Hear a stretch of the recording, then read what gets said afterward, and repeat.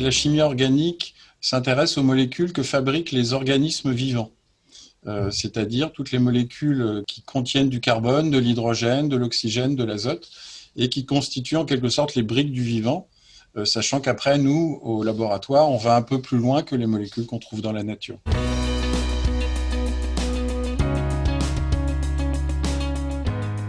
La médecine se concentrait sur les produits actifs qui agissent contre la maladie, mais on a quand même quelques années de recul pour penser qu'en fait, tout ce qui est la perception associée à la prise d'un traitement peut améliorer en fait l'état du patient. Et donc, en fait, la forme en quelque sorte du médicament ou de la spécialité qu'on va utiliser va pouvoir aller dans le bon sens. Et donc, il s'intéresse maintenant à la texture, par exemple, à la couleur et effectivement à l'odeur.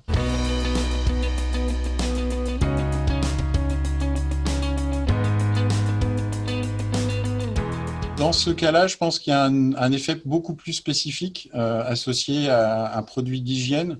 C'est en fait que l'hygiène, par définition, mais c'est également vrai pour quelque chose qui nettoie le sol ou les vitres, ça sent rien. Le propre, ça sent rien. Ce qui fait qu'il y a un côté un petit peu frustrant. Et c'est pour ça que depuis très longtemps, les industriels mettent des parfums dans les produits d'hygiène pour donner le signal que c'est propre. Donc on sait que la lessive est propre parce que ça sent bon, alors qu'une lessive vraiment propre, elle ne sentira rien. Et donc là, dans ce côté du rituel de se désinfecter les mains, en fait, le parfum donne le signal que la chose est accomplie.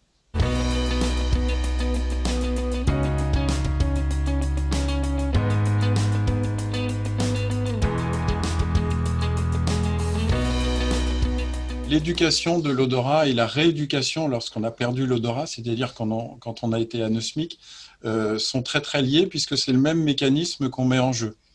Ce qu'il faut savoir, c'est que dans l'olfaction, c'est quelque chose qui ressemble à un entraînement sportif. C'est-à-dire qu'il faut sans arrêt revenir sur des exercices, faire ses gammes.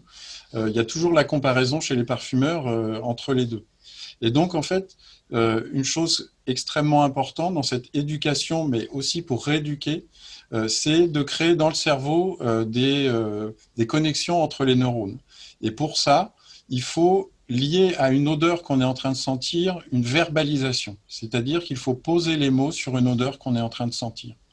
Et en faisant ça, on réussit à activer dans le cerveau des circuits qui vont faire que la fois suivante où on ressent cette odeur, on va l'apercevoir beaucoup mieux et on va être capable d'en parler aussi. Donc c'est vraiment une chose importante, sentir et verbaliser en même temps. On demande souvent aux parfumeurs en fait justement de capter les impressions très fugaces qu'on a la première fois qu'on découvre une odeur, parce qu'en fait on pense que cette première impression va marquer à vie leur relation avec cette odeur particulière.